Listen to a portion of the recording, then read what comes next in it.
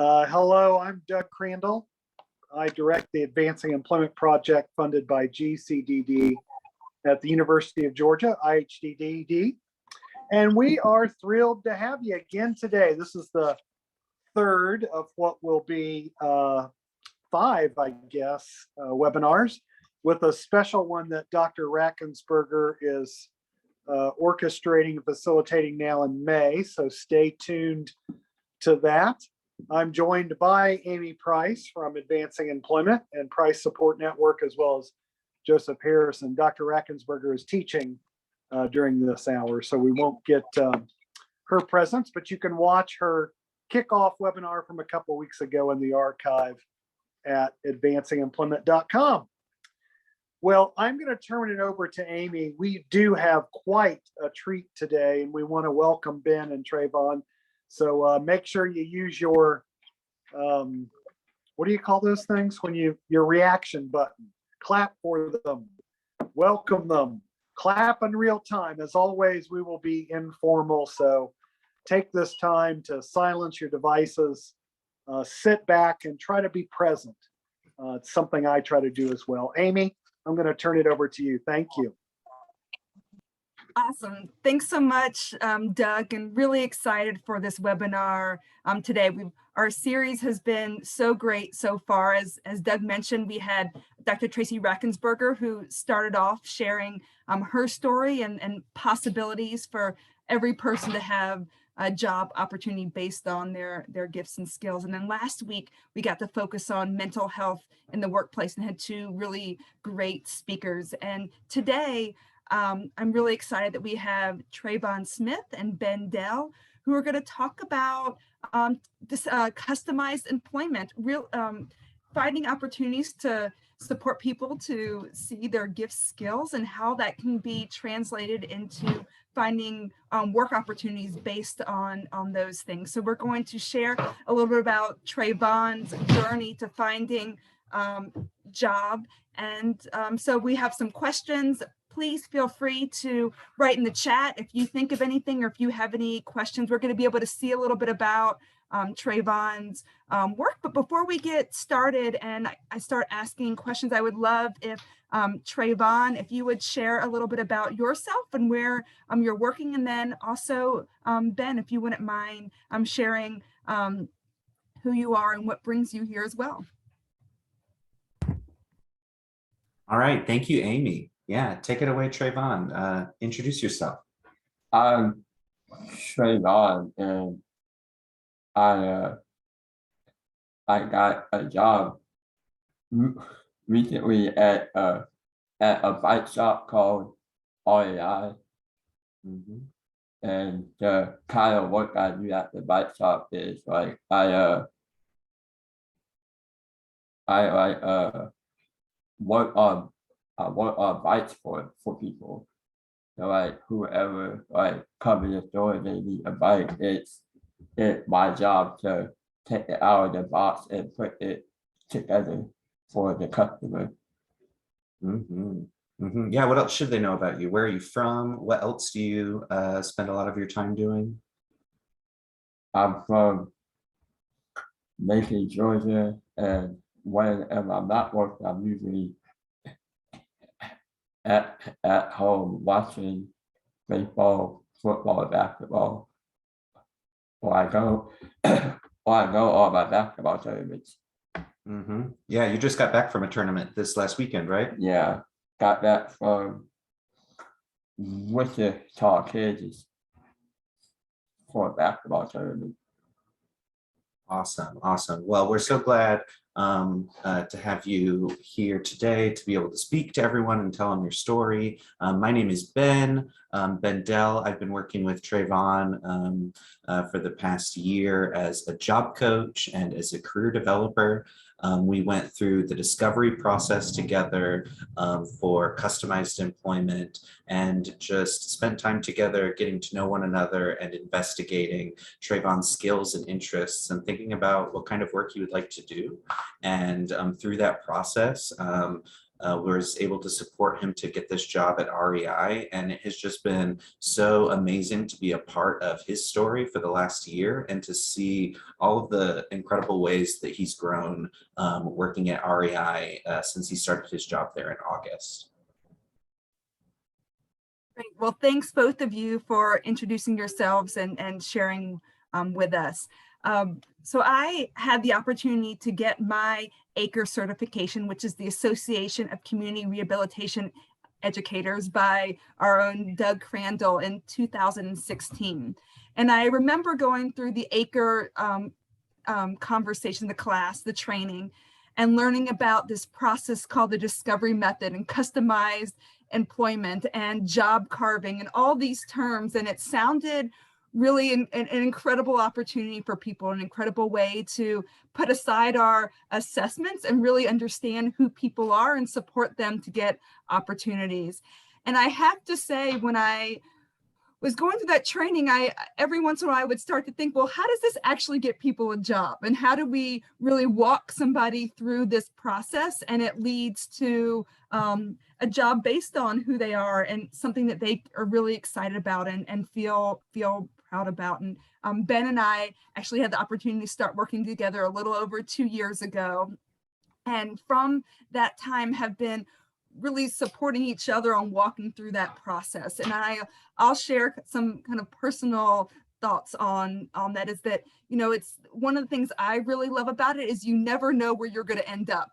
There's a lot of times I'll be sitting in initial meetings with people and I'll say, you know, I'm hearing all these really great things about this person. I'm hearing all these gifts and skills, but how is this actually going to lead to a job? And one of the things that I have learned about really believing in this process, this discovery process, and walking people through it, it's incredible where you can come out with it. I would love maybe Ben, before we start asking some of the questions, if you wouldn't mind, you know, reflecting a little bit on your going through the ACRE certification and your thoughts on the process, and, you know, sharing for people who are listening right now who maybe work alongside people or somebody who wants a job or a family member, and really help people see that this is a really incredible way to support people. So I'd love for you to share a little bit about that. Yeah, absolutely. So, you know, as Amy said, we got started working together about 2 years ago. We started working January of 2020. So we started working, she started bringing me along on learning journeys, taking me through the discovery process with some job seekers that she was working with. And it was really exciting to start to learn about this process that really values people, right? And then, of course, we all know what happened spring of 2020. And then, you know, our world of work changed pretty drastically, and we had to all kind of become flexible with how we were going to be able to continue to work. And actually, over that period, over that summer, I also got my ACRE certification through Advancing Employment with Doug online over that summer. And after I got my certification, was able to be a part of a few discoveries. And when Treyvon and I started working together, I think it just flowed. There was something about the model that just really worked after we were finally able to return to working in person, and we were able to go on learning journeys and visit employment places together, maybe in a little bit different way than we would have done before 2020, but still in a way where we were able to explore Treyvon's skills and interests. And as I think about the discovery that we did together, it really just is a perfect example of how the model works and how it really can support people to go from asking questions about what kind of job do I want, what kind of job do I want to get, and would I be successful in, to then getting a job that really values them for their skills and their interests, and also is able to support them to be successful and also feel like the work that they were doing is meaningful. And I think just based on your introduction today, Treyvon, and hearing you talk about your work, I can hear that you feel like your work is really meaningful, and you enjoy being a part of people's stories, getting their bikes and building those bikes for people. Yeah. Yeah. Well, Thanks, Ben, for a little bit of that and sharing. And so I'm really excited to share the story. And I think for me, it's a way to celebrate Treyvon, to celebrate you. And it's also a way to celebrate the power of this process, and hoping that anyone who's listening live right now or will listen to the recording later will also, I think, be as convinced as Ben and I are on this process, and just the power to help support people to find opportunities. So I want to our first question for you, Treyvon, here is, I'm wondering, before you started this process and before all of us met, what were some of your thoughts about working and getting a job? I'd love for you just to reflect on some of that. I guess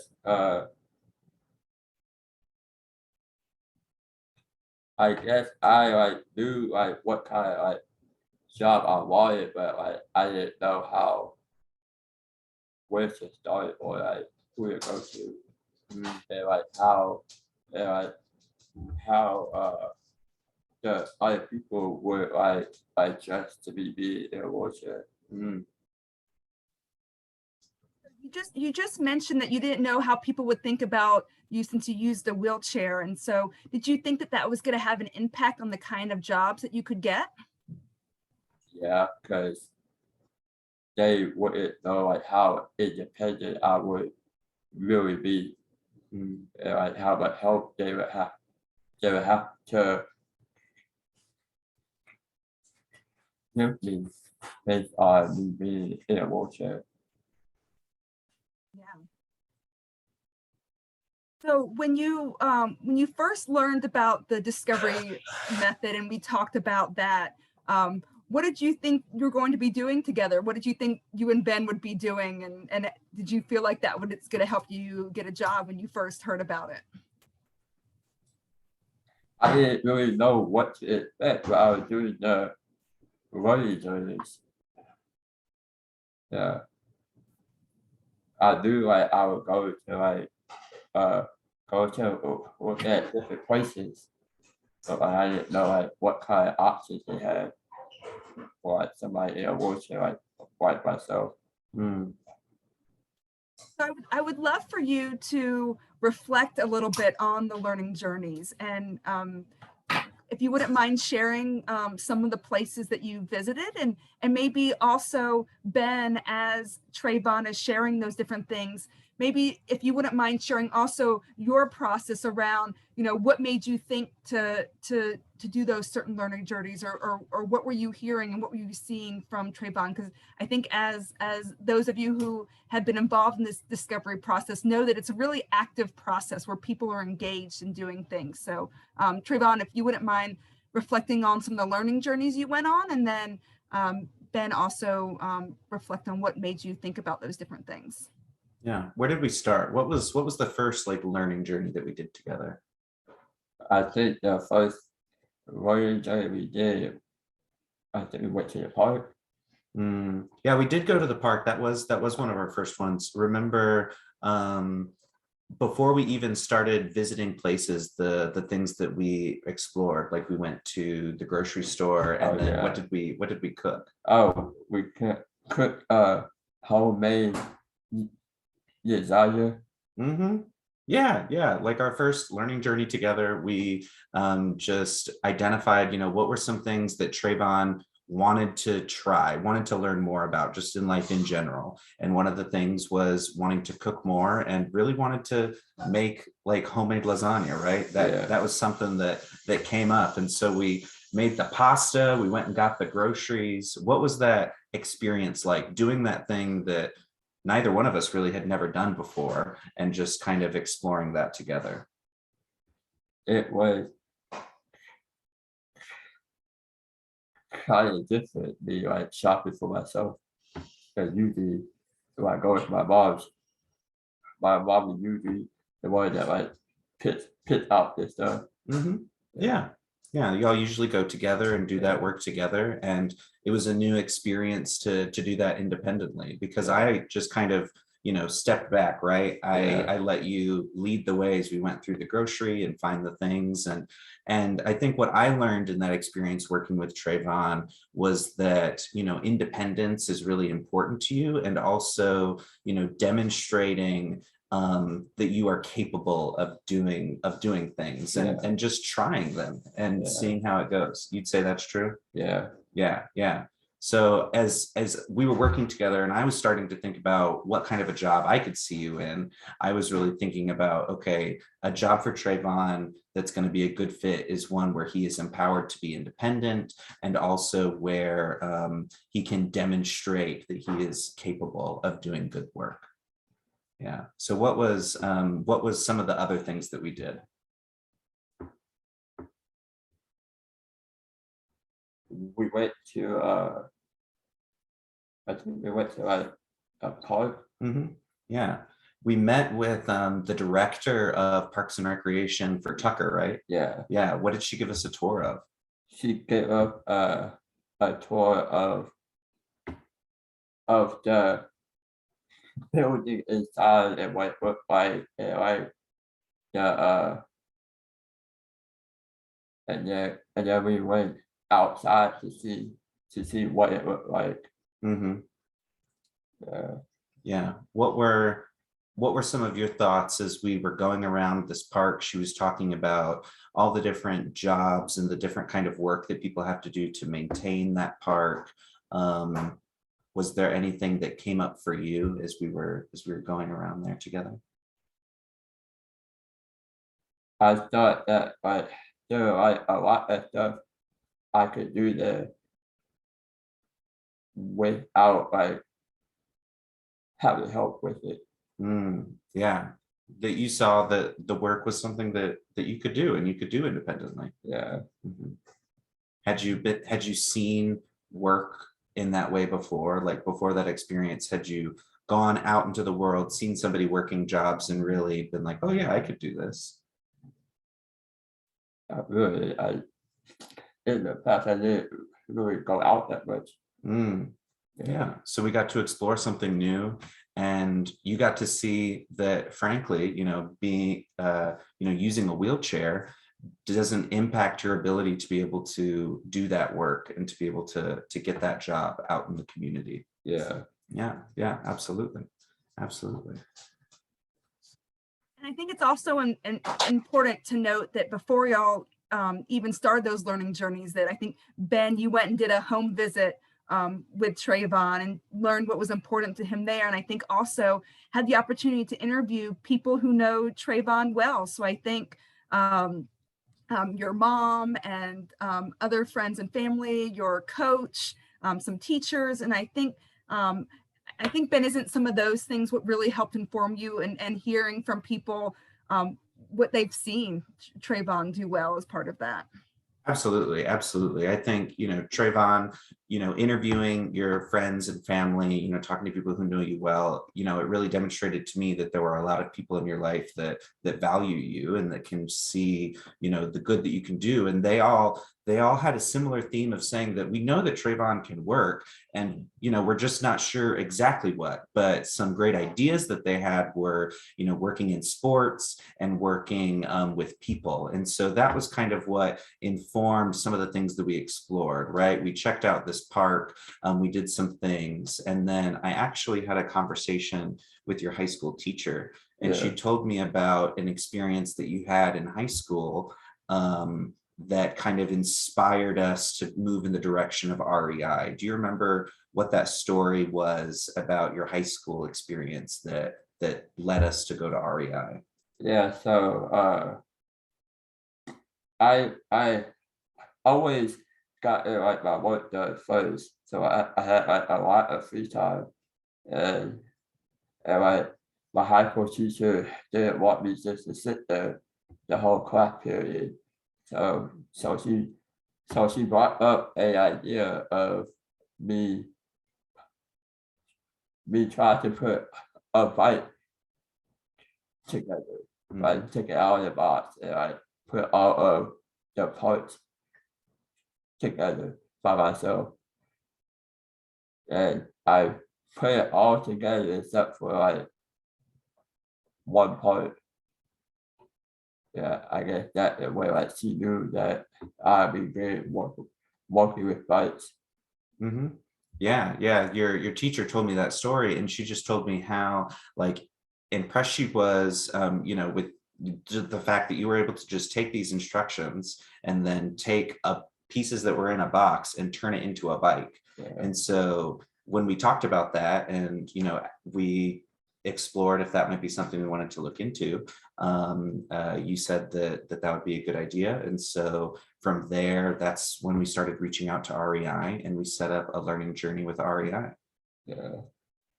I really love that story. I think it shows the importance of really reaching out to people who've seen and really can share those things where people do well, those stories of success, the time when somebody excelled, that using that asset-based approach.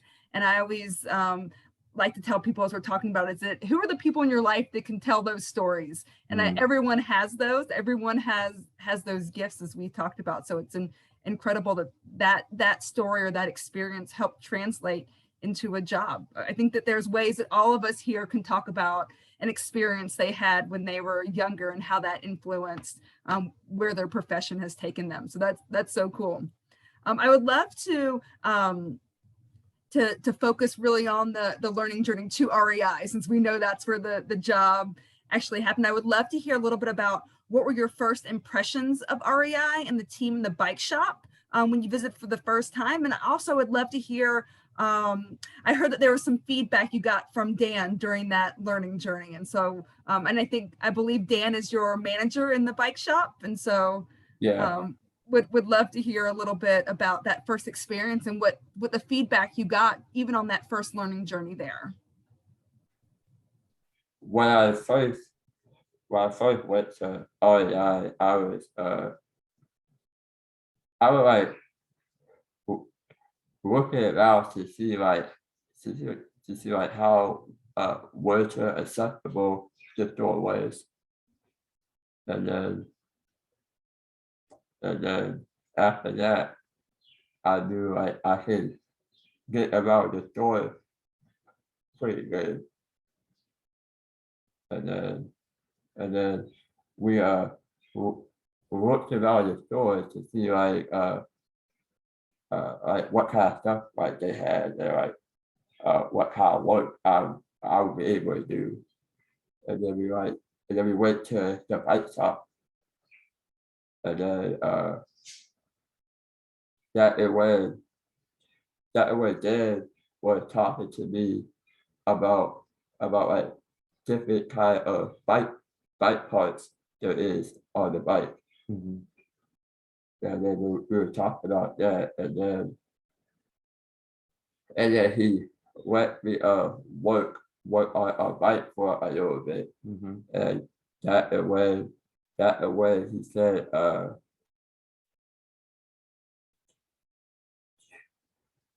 tools work really great in your hands. And then after that, I kind of knew that me working in the bike shop was the right job for me to do, because I didn't know I was good with tools. The only thing I really knew I was good at was playing basketball. Yeah, that you went and had that experience. You got to have that hands-on experience of actually working on the bike and doing that with Dan, seeing if that was something that you liked doing. Yeah. And then it sounds like that you found out that you liked it, and that Dan said that you were pretty good at it. Yeah. And then after you had that information, how did that information inform what kind of a job you wanted to get? Why did having that make you feel like, oh yeah, I want to work at REI? I guess me finding something else other than basketball to be good at really helped me get that job at the bike shop. Cause I want to find other stuff than basketball. What else would I be good at? Because everybody knows I'm good at basketball. Yeah. Yeah. Yeah, you're really good at basketball. You just got back from nationals. Yeah. Yeah. But that it was important to you to also be more than that, that's a big part of who you are, but you also knew there are other things that I'm good at. Yeah. And you wanted to find those. Yeah.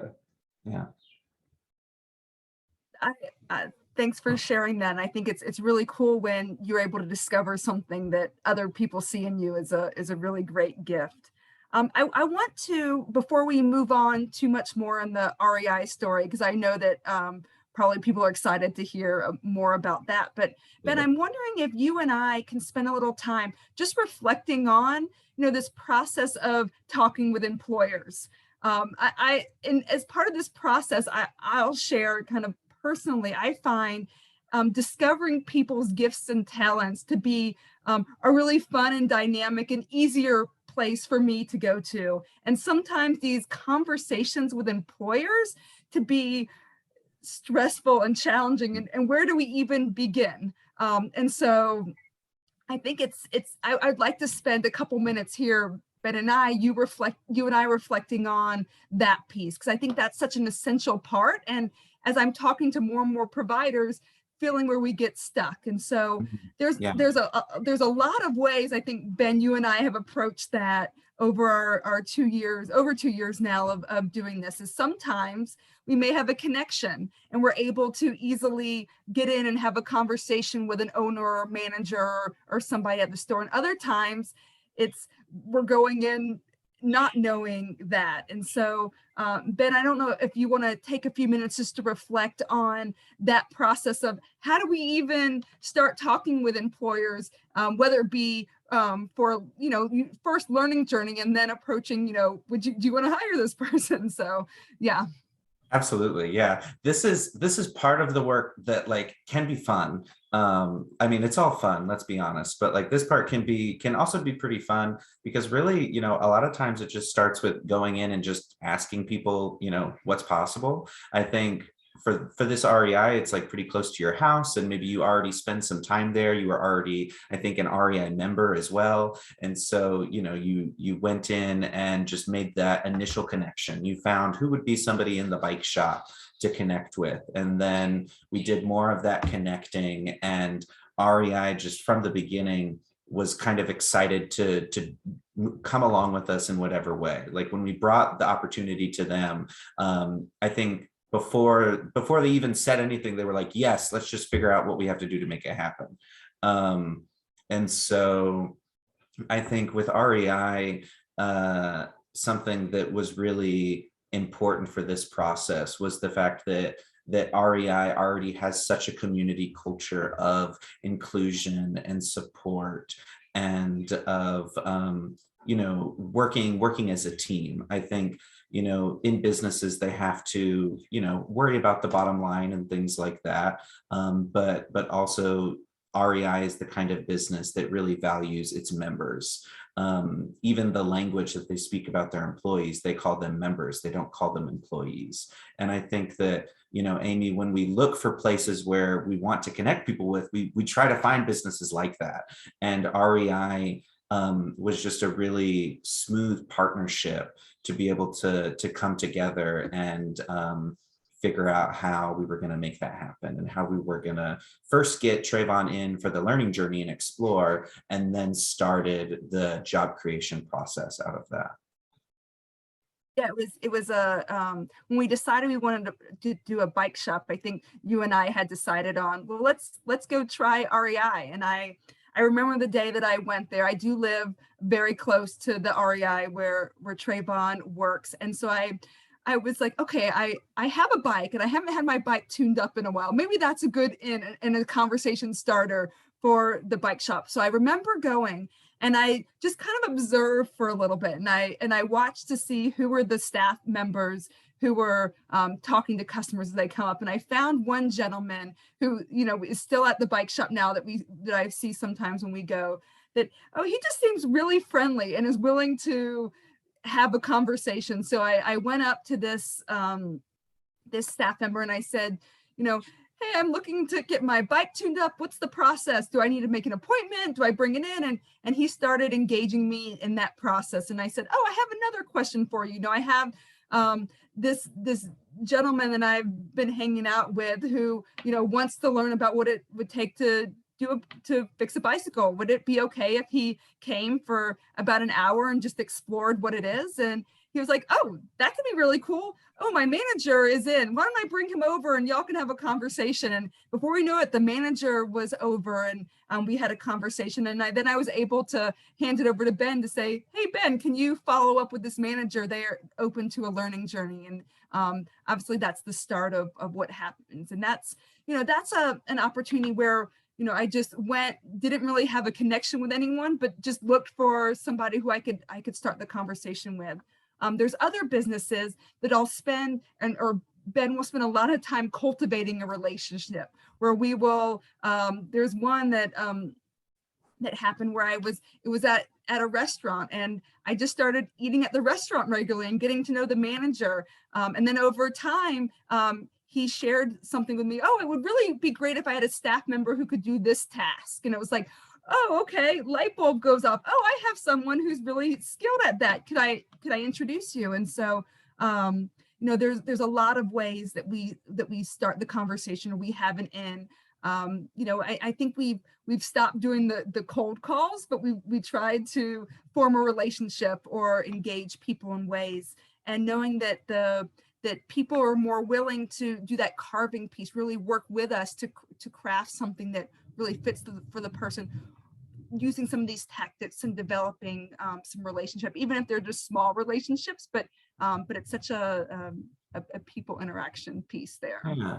Well, and I think that, that once you plant those seeds that and spend that time cultivating it, that it really does, bring something out of it, even if, it's a little bit down the road. Because I also think of, some of these stories where there's been long-term relationships, that have been built with these businesses, that things have just kind of like come out that way. So yeah, I feel like even if it starts small, just that little seed, some really big things can come out of it, as long as we also seek to connect with them as people, right?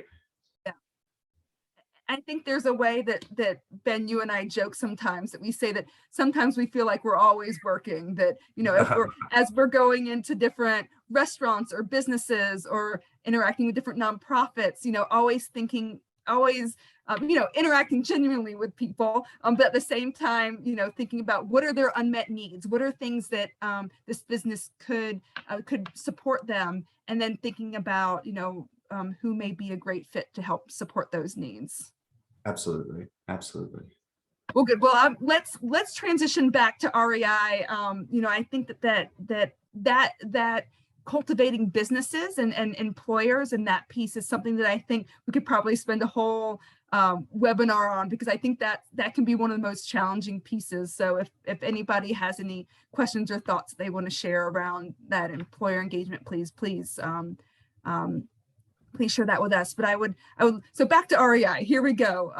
So I would love to hear from Treyvon. You shared with us that Dan told you that you worked well with your hands and that it was just natural for you to do that. And I'm curious to hear from you how that feedback impacted your wanting to where you wanted to work after the discovery process ended, and we were talking about what businesses we wanted to contact. It's so good knowing that I'm good at different stuff other than playing basketball. Mm. Yeah, because everybody knows that I play basketball, but I don't think many people know that I work with bikes and I'm good at it. Mm-hmm. How did you feel to have somebody else say that? So Dan, like somebody who's been working on bikes for a long time, like I think like at least 20 years at this point, right? Like he is a professional bicycle technician, and he just spent an hour with you and was able to look at you and say, dude, you're good at this. Like you have some skills here. How did it feel for somebody like that to see that in you and to reflect it? It felt good, it felt good knowing that somebody that been working on a bike for that long recognize what I'm good at. Yeah. And then as you started thinking about, okay, maybe if I want to work here, maybe if I was going to work with Dan, how did that also impact your thoughts about working with this person. I think my thought were good. Working with Dan, because he knows pretty much everything about bikes. So I think me working for Dan help me a lot, because he pretty much knows all your questions that I have before I even ask the question. Yeah, he has a lot of great bike knowledge. Yeah. And then I think too, for me, because, like I also, was invested in you and wanted to support you to find a job where you would be supported and have a team that was really supportive of you. I felt like, just from that interaction with Dan, I felt like that Dan was somebody who would, who demonstrated that he would put in the work to be able to do what it takes to support you, and would also not shy away from giving you that honest feedback.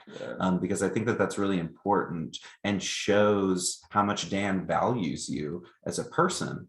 The fact that he's willing to tell you honestly, like when you're doing something well, but then also, I think as you've been working with Dan for the past year, there are also times where he says, hey, Treyvon, this is something that I need you to work on. And this is something that I see that you can continue to grow in. Yeah. Well, now I would love to show a little clip, Treyvon, about of you working there. So Ben has actually been working on creating a more succinct, spliced together beautifully version of video showcasing Treyvon's work for this opportunity, also just to help support Treyvon and seeing all that he's done, and even be able to reflect back in a couple years to see how well that he's done. And so I'm going to show, we don't have the full cut version. We'll send that out later. Okay. But I want to, we'll showcase just a short clip of the work. So I'm going to put that up there. Treyvon and Ben, if you wouldn't mind giving me a thumbs up that you can hear it once I get it going. Give me 1 second to pull that up. Absolutely. Should we set the scene for you a little bit? Oh, yes. Thank you. If y'all wouldn't mind doing that. Certainly. Yeah. So this is the clip working with, it's not Dan that you're working with in this video. Yeah. Who shows up in this video? Mark. Yeah, another one of your coworkers, Mark. So yesterday we stopped by and visited you at work. You were putting together a bike, and you were starting to mount something. What were you working on in this video? I was working on putting the wheel in, the front wheel, and I was having trouble by trying to put it on. Yeah, so we'll see what happens as you were working on mounting that wheel, and what happened. We'll not give any spoilers. So whenever you're ready, Amy, go ahead and get started. I have to take the actor out to put a new one in. All right. Show us how it's done. You don't really have to take the whole wheel off, but I used to just take the whole thing out, but I don't have to. Okay. Do you find that it's easier for you if you take the whole wheel off? No, I have to use both hands to find a way to hold it at the same time. Okay, yeah.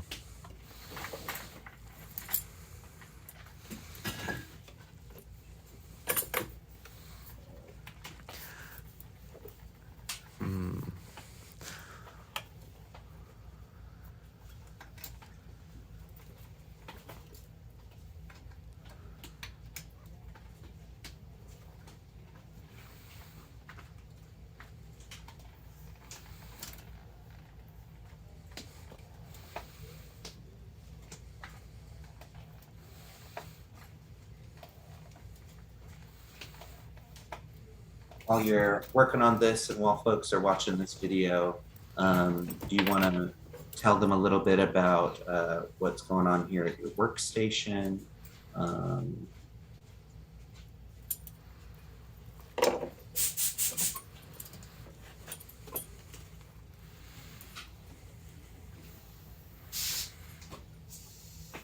it's also important to note that that bike right there, that gold bike, Treyvon had put together before we had gotten there that day, which is really cool to be able to see that too.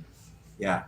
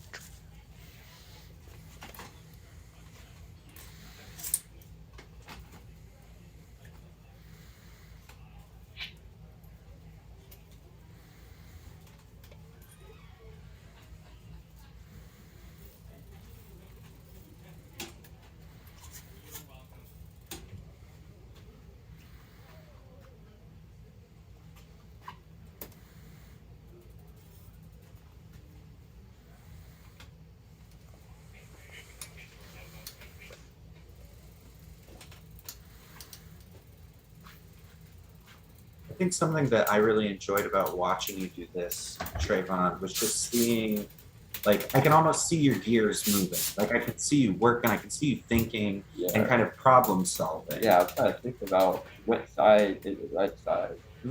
Yeah, I can see that maybe you were challenged a little bit, Yeah. but that you were trying to figure it out. Yeah.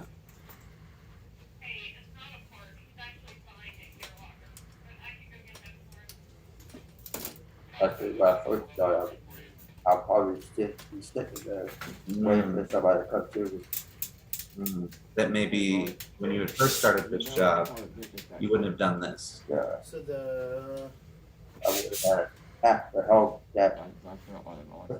no, so this should be on that side. Yeah. So just unscrew that and watch the spring because it's gonna go boing, and then just flip it around. Yep. Perfect.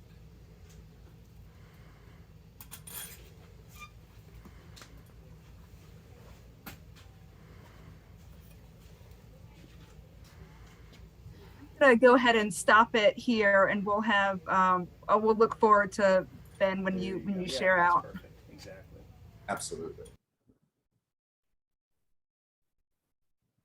Awesome. So it was so cool to see your work showcased. And I think one of the cool things that I learned in conversation with you is that now you're at a point where you're doing 4 bikes each shift that you're there, able to fully put together, which I'd love for you to just kind of reflect a little bit about in your time at REI, your own growth and what you've learned. And I could see your mind just being blown a little bit as you were thinking about that. So if you wouldn't mind sharing a little bit. I think when I first started, I was only able to like work on 1 or 2 bikes. But now I'm able to work on 3 or 4, maybe 5, depending on like which bike I get first. Yeah. Yeah, I mean that's so cool. I'm wondering if there's other ways that you felt like you've been able to grow. You've been able to do so many more bikes, but I would love to, if you wouldn't mind reflecting a little bit about kind of other ways that you feel like this job has, just like I think we all hope that new jobs we get into support our own personal growth. I'm wondering if you wouldn't mind reflecting on that. Yeah, I think my communication got better at work than when I first started. When I first started, I would just sit there and wait for somebody to come to me. But right now, I'm working on like asking for help quicker than than in the past.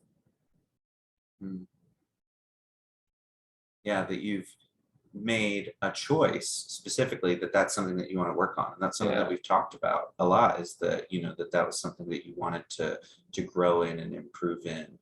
And I would agree that I've seen a lot of growth there, definitely at work since starting.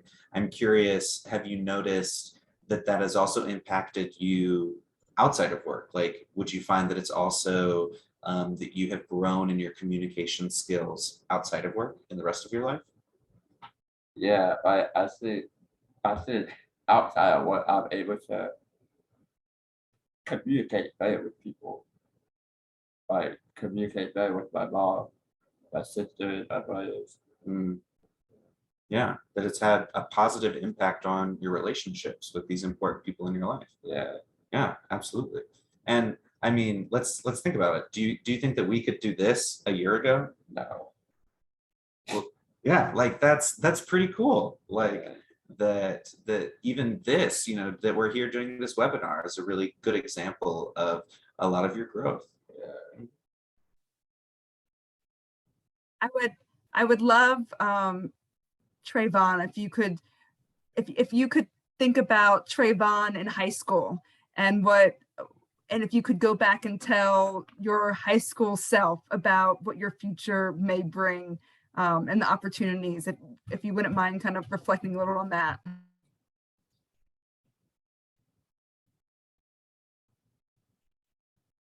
I guess I would tell my high school self that it's okay to ask for help.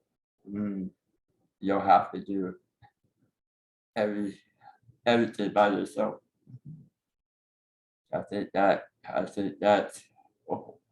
that is one of the things I had trouble with in high school. That I was trying to do everything by myself without asking for help. mm.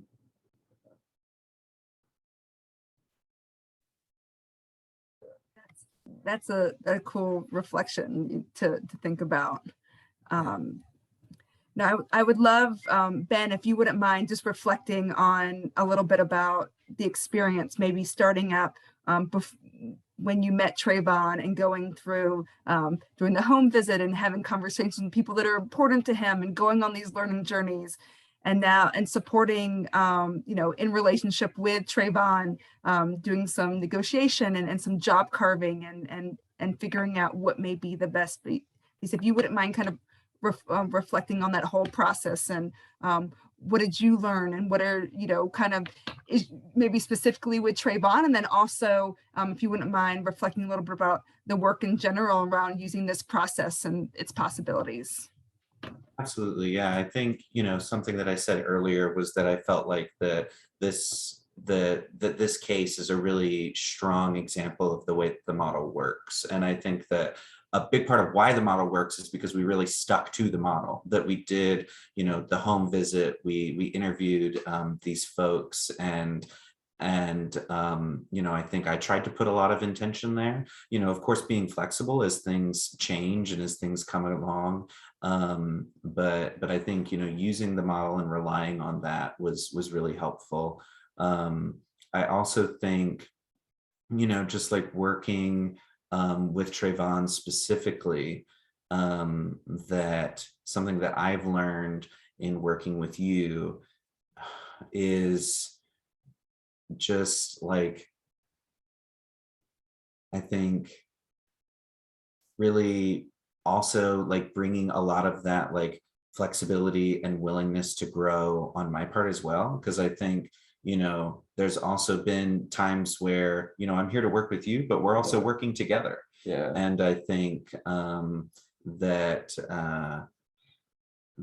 was something that I really got out of this experience is the partnership, right? Yeah. That I wasn't leading the ship. You were leading the ship, and we were working together to make that happen, and Yeah. that it came out with some really cool outcomes.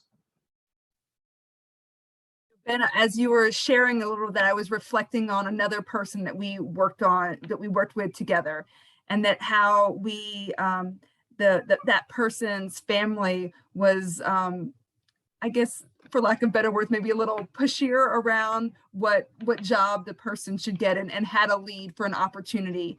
And we kind of followed that lead and got to the person instead of following what we learned about the person and what are the conditions that help them be successful. And I think unfortunately we tried that one avenue and it didn't work out. And I think we learned a great deal from that. And I think now I think it taught us now to be more intentional and really follow the process and understanding what are people's ideal conditions, what kind of environment do they need, instead of trying to just, here's a job, let's put a person there, but really following. And I'd love, I was reflecting on that. I'd love, Ben, if you would also kind of reflect a little bit about that. I'm sure you know the person I'm talking about, and could reflect on just the difference between kind of just placing somebody in a job or utilizing a process, this process or one like it that supports people to really find an opportunity based on those skills and thinking about those, as Doug says, those ideal conditions of employment.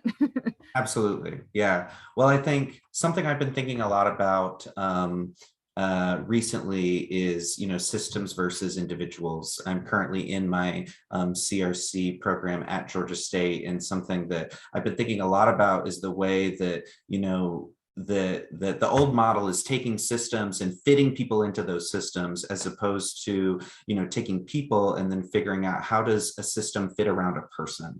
And I think that's a really good example of, if we just try to put somebody in a job because there's urgency, people want to work, people need to work, and that, that following that urgency is important, but also, allowing the process to take the time that it's going to take, so that we can follow the model and so that we can follow that process, really focus on those ideal conditions and those skills and interests, and allowing it to move in that direction really empowers the ability to customize the job, and then to take the person and to find a job that fits around them and that meets their needs, as opposed to trying to put a person into a place where they can meet all of the needs of the employer.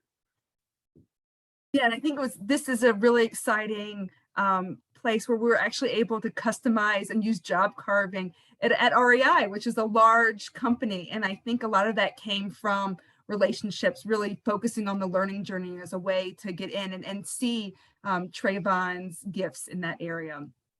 So I don't want to take up any more time. I know that we could probably share more on other thoughts, but I would love to hear if there's any questions. I also want to if anybody on here is a provider or works for a provider and wants to be engaged in conversations like this, Doug and myself lead a monthly community of practice conversation that talks about this process and others. We also talk about policy within the state and different opportunities. So I will put my email in the chat if you're a provider and would like to be a part of those conversations.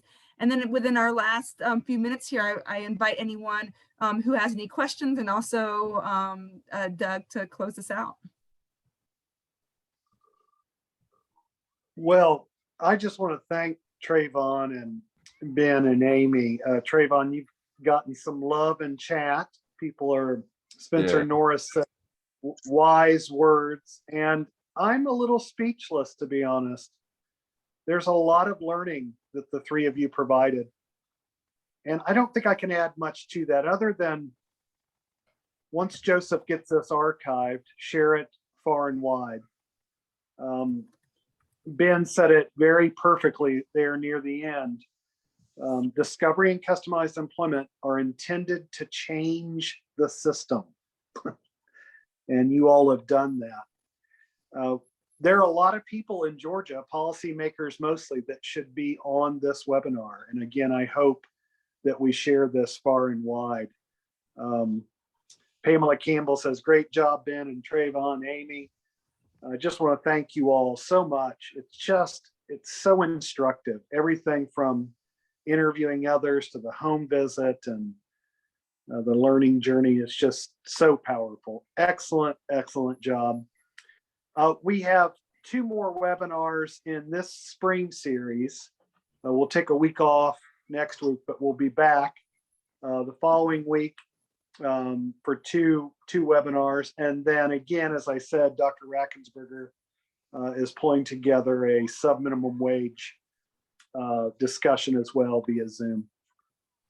Thank you all very, very much. Joseph has put in chat the survey. I know you're busy. You want to go on to the next thing. You've been on Zoom. But if you'll help us out there, it really does make a difference in terms of sharing this and making sure that we're building on the community of practice. So please click on that survey. I think it takes a couple minutes, very, very simple and easy. We would appreciate it. Thank you all very, very much. And once again, thank you, Amy, Ben, and Treyvon for sharing this wonderful, wonderful story. Until next time, my friends. Thanks, Doug. Thanks, everyone. Bye-bye. And then